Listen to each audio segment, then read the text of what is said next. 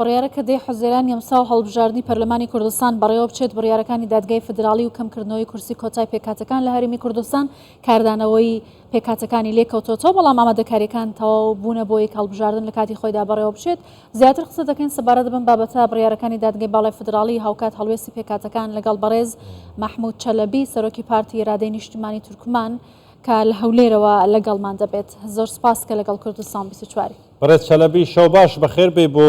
کوردستان 24. بەیانی کوتاوادەیە بۆ خۆتۆمارکردنی لایەنە سیاسیەکان و هاوپەیمانان تەواو بڕیاری کوتاییتان داوە بەشداری هەڵبژاردن ناکەن وەکو لایەنی سیاسی؟ هێشتا قەرارمان نادایە ئەمما ئەوە بزانم بەشداری دەکەین بایکۆتمان نەکردیە. بەشداریکردنتان لەسەر چه ئاستێکدا دەبێتن وەکو پارتێکی سیاسی یان وەکو هاوپەیمان؟ هێشتا قەرارێکی نهاییمان نەدایە ئەوڕۆ سبەی ئینشاڵڵا دەگەینە نەتیجەی حەقیقەکەتان بڵاو دەکەینەوە. بەڵێ هەڵوێستی پێکاتەکان بەگشتی سەبارەت بە بڕیارەکانی دادگای باڵای فدرالی چییە لەبەرەوەی کۆمەڵێک کۆبوونەوە ئەنجام درراوە بڕیارەکە ناوەندە نێودەوڵەتیەکان لەم بابەتە ئاگادار بکرێنەوە هیچ هەنگاوێکی نوێ هەیە؟ ئەوانی مەقسەدتان لەو قسەی کە پارتەکانی تورکمان کە بایکۆتیان کردێ مەقسوارەکە ئەوها تێگەیشتم ئەگەر بێنی شێوەیەکی گشتی تەبی قەراری خۆیان دایتیان کرد بڵێ بە شێوەیەکی گشتی سەبارەت بە هەموو پێکاتەکان هەر یانزە کورسی پێکاتەکان نەک تەنها تورکمان. بەێ بەێ ئەمن مەقسەدەکەم لەسەر تورکمانەکان ئەوان بە خۆیان ئەهلێتی خۆیان هەیە بە خۆیان تاوان قەراری خۆیان دەدەن حەقیوە نەبوو بۆی کۆتی بکەن بە نەزەرە من ئەو دە حزبەی تورکمانی قایمەکی خاصیان دەرهیناوە هەرێکە هەرکوبی 2000 سەوتێنەتانی دەربینن لە انتخاباتی نوێوچی مانجی حوزێرانی دەبیتن چوبانە مەزیسێ لەوێن دەرێ بۆی قۆتێنی ئەلان کرد بە جوانتر دەبوو ئەمە لێرانە ئەم کە زۆر سوال و جواب هەیە لەسەری هەندێک کەسێ دەن ئەوان هیچ سەوتی ناتوانن. زۆر باشە کاک مەحموود بەڵام بایکوتکردنی هەم کریستیانەکان هەم تورکمانەکان وەکو هەڵوێستێکە لە بەرامبەر بڕیاری دادگای فیدرالی سەبارەت بە نەهێشتنی کورسەکانی پێکهاتەکان بەڵام پرسیارەکەم ئەوەیە تۆ دەڵێ هێشتا بڕیارمان نەداوە بەیانی کوتاوادەیە بۆ خۆتۆمارکردن ینی ئێوە کەی بڕیار دەدەن؟ ئەو شەوە احتیمالە لۆسبنێ بڕیار بدەین قەرار بدەین هێشتا مەزانمان هەیە بەخۆی ئەشیای قەراراتی مهم ئاخر دقیقە دەدرێتن وانە کە برێ ماگەک دوو مانگ پێشتر بدرێتن. ئەنی گفتوگووەکانتان کۆبوونەوەکانتان ئەم شەو بەردەوامی دەبێتن تا بەیانی بۆ ئەوەی بڕیاری کۆتایی بیدەن؟ دەبیتن بەێ بەێ بەێ دەبیتن ئەو کە لێرانە لە هەموو کەسێکی کە ئەوڕۆ بەخۆششان دەزانن پەرلەمانی کوردستان بەتەنێ ئەگەر پەرلەمانتەری کوردی تێرابی دووەلی یانی شتێکی جوان نابیت و کوردستانی شتێکی جوان نابیتن ئەمە من لێرانە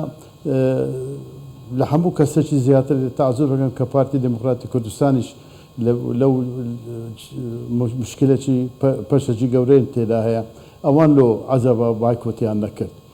من ئەوە لەکرە من زۆر سەیرە ئەگەر ئەوان بایکۆتیان کردبە تەمان هەنجین ئیشەکە زۆر گەورەتر دەبوو و تەسیرەکی زۆر گەورەتریشی دەبوو لەسەر محکەمەی فەدەرالی ئەم علاکولی تاوان هەر حزبك بەخۆی قەراری خۆی دەتانی بداتن ئەمەش ئینشاڵڵا لۆ سبەی لەگەینی نەتیجەی قەراری خۆمان دەدەین. من لێرانە مەوزوعەکەیە بە هەندێکی ڕۆنتر بکەمەوە مادە مەوزۆ کرایتەوە هەموو دەقەشە من ناتانین ڕپۆرتاژان لەگەر بکەین ئەگۆش مەژغوڵن ئەو ئەحزاب ئەو لە بۆ من لە بۆ شخصی من لە بۆ حزبی خۆم لە بۆ ئەکسەریەتی تورکمانان شە قسەی دەکەمەوە لە بۆ کوردانیش خاستەن ئەو لە 2003 ساڵی 2003 کە ئەو ئیمتیازی کورد وەریگرت لە بەغدایە زۆر شتێکی مهمە ئەمیش حەز ناکەم ئەوانە لە دەستمان بچیتن لە بۆ هەموو نەتەوەچی لە کوردستانی کە دژین دوو حزبی گەلێک گەورە هەیە لێرانە یەکێتی نیشتیمانی کوردستان لەگەر پارتی دموکراتی کوردستان ئەو دوو حزبە پێکەوە بن اتفاق هەبی لە بینیان هیچ مشکلێت کەمان نامینێتن ئەمە زۆر حەزەکەن ئەوانە پێکەوە بن ینی چ مشکلی حەل نەکەن ئەمە ئەگەر دیقەت دەدەینێ مع الأسف ینی بەداخەوە هەر وەکو گوتنی مشاكل زۆرە لە بینیان موضوعی کۆتەی تورکمان ئەم لەسەر مەسیحەکان حەز ناکەم قسەی بکەم بەڕێز چەلەبی بەڵام بەشێکی زۆری لاەنە سیاسیە تورکمانەکان بەڕێز سعادەم بکەی بەشێکی زۆری مەساعدە دەکەم قسەی خۆت بکەم بەشێکی زۆری لاەنە سیاسیە تورکمانەکان لە کنگرەیەکی ڕۆژنەماوانیدا گلەییان لە یەکەتی نیشتمانی کوردستانیان هەبووە کە ئەوان سکاڵایان تومار کردووە بەرمەبنای سکاڵای ئەوان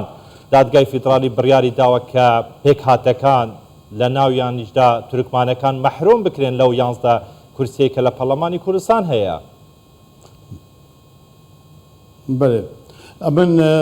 تەبی ئەو ڕەیەکی بەنسبەتە خۆیان ڕاستە بەلەن ئەمن بەڕێز سعدی پیرەم جێلێ بوو لە تەلەڤیزیۆنی قسەی کرد بە خۆشم چاک جێملایە گوتی ئەمە تەڵەبمان نەکردیە ئەو کۆتە هەستیتن بەس محکەمەی فەدەرالی سربەخۆی ئەو قەرارەیدایە ئەگەر ئەنگۆ مەقسەد بەڕێز محمود چەلەبی ئێوە لایانی سیاسینە یعنی ئێوە لایانی سیاسینە مەفرۆزە بە شێوەیەکی فەرمی داوا لە یەکێتی بکەن ئەنی گوێ لە قسەیەک دەگرن لە تەلەڤزیۆن لە ڕۆژنامە ئەوە دەبێتە وەکو بەڵگەیەک بۆ ئێوە کە وایە ئەوانوانە ئەمن لە بۆ من ئەهمیەتی نییە یەکێتی چ قەراریدایە ئەوی ئەمن جێم لێبوو لە تەلەڤیزیۆنی لۆتان دەرێم نالم قەرارەکی باشە ئەسڵی خۆی قەرارەکی و هادران ینی عریزەکی و هابستە محکەمەی فەدەرالی کە کۆتە هەستیتن و یاخود ئالیەتی کۆتەی بگۆڕێتن ئەوە واجبی محکەمەی فەدەرالی بوو لە تورکمانەکان بپرسێ ئەو سوالەی چونکی ئەمە ئەوڕۆ هەدەفەکە ئەمەینە تورکمانەکانن لەمە چ سوالی جواب نەپرسایە سەر بەخۆیان هەڵدەستن کۆتەی ئیلغا دەکەن دەربای شەشکەشتان پێ بڵم ئەو قەراری ئەمن ئەو قەرارەکەی محکەمەی فەدەرالی زۆر خیندەوە لەگەر محامیەکان دانیشتین ئەوەی کردە محکەمەی فەدەرالی کۆتەی ئیلغا نەکردیە محکەمەی فەدەرالی دەلێتن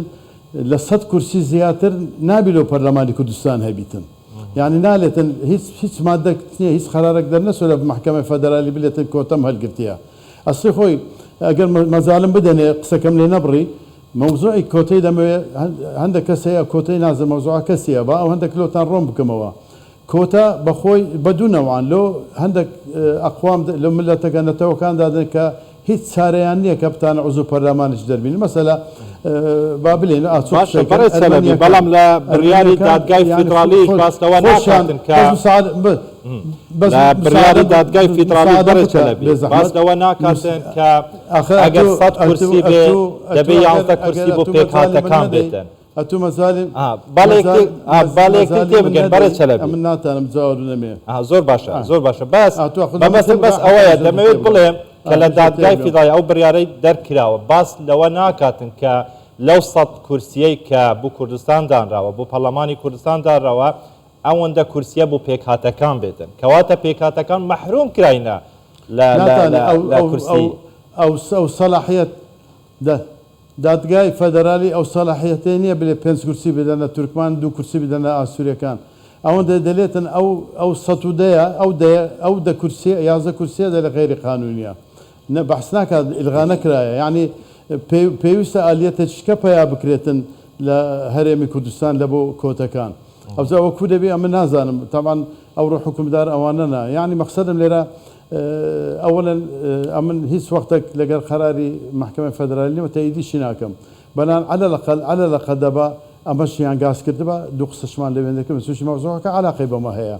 سەر بە خۆیان کول لە زیاتر زۆر باشە بەڕێز چەلەبی دەست خۆش بێ سوپاس حقیقەتەن مسحیفە تاو نییە بەڕێستان دەڵێن کە ئێمە بڕیارە ئەو شەویان تا بەیانی بڕیاری خۆمان بدەین کە بەشداری دەکەن یاخۆت بەشداری ناکەن پێتان وایە ئەگەر بەشداری بکەن کورسی بەدەست دێنن ئەبێن مثالە شکەتان پێ بڵێم زمانی حکوومەتی لە هەولێرە انتخاباتی مەجلیس تەشریع و تەنفیزی کرا نازم ئەنگۆ جاهلن احتمال بەبیرتان نەیەتن یەک حزبێکی گەورە هەبوو حزبی بەعەسە بە خۆشتان دەزانن دیکتاتۆریەت هەبوو